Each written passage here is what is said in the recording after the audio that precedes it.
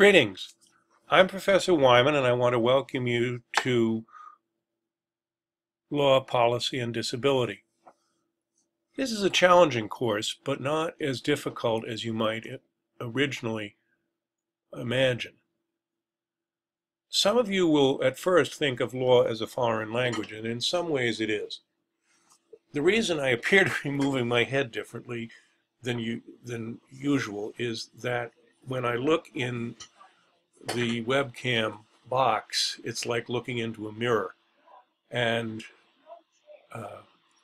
so if I think I want to move my head in one direction, the camera sees it in the other direction. It just takes getting used to. And if you record your own videos, it'll be the same thing. At any rate, to some extent law is a foreign language, but most of the words that lawyers and judges use are plain English. The words that are different are often in Latin, a few of them, and then there are simply technical terms. Some of them you've heard in television and movies, and they're really not that difficult once you get used to them. But this difference in language is the reason that I have assigned as the first reading the article about how to read an appellate opinion from a legal magazine called Greenbag. Please read that at least once, probably twice, or should I say at least twice, to get used to some of the terminology. It'll make your lives considerably easier. Now, we're going to be reading a mixture of primary sources and secondary sources. The primary sources will almost entirely be opinions from the United States Supreme Court. Some may be opinions from other lower courts. The secondary sources will be articles or chapters from books that analyze or comment upon these and other court opinions. Now, don't be scared. I am not going to act like Professor Kingsfield in the paper chase. I am a lawyer. I do practice law both in New Jersey and New York.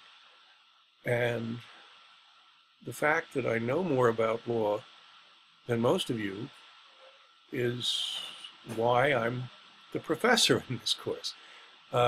It's not my job to try to confuse you because law really is logical most of the time.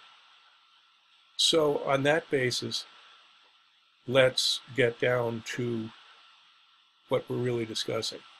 We're really discussing the development of rights and obligations concerning persons with disabilities in this country, and to a limited extent around the world.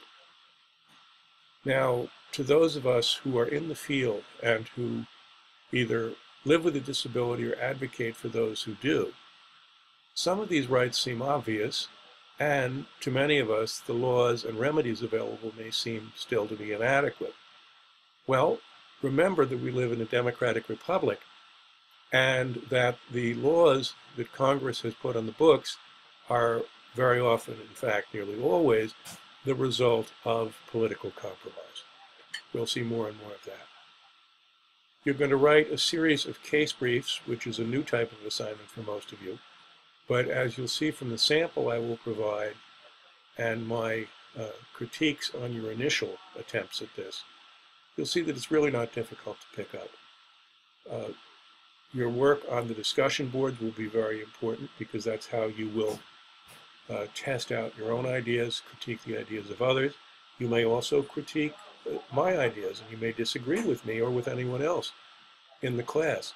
Please, however, disagree if you do in a polite manner, and I'm sure you know how to do that. Finally, you will write an 8 to 10 page research paper on a topic of your choice.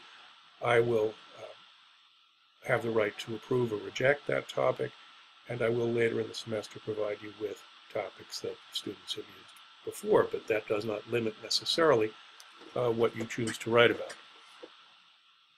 That's really all for now. And again, welcome, and I think this will be an enjoyable course.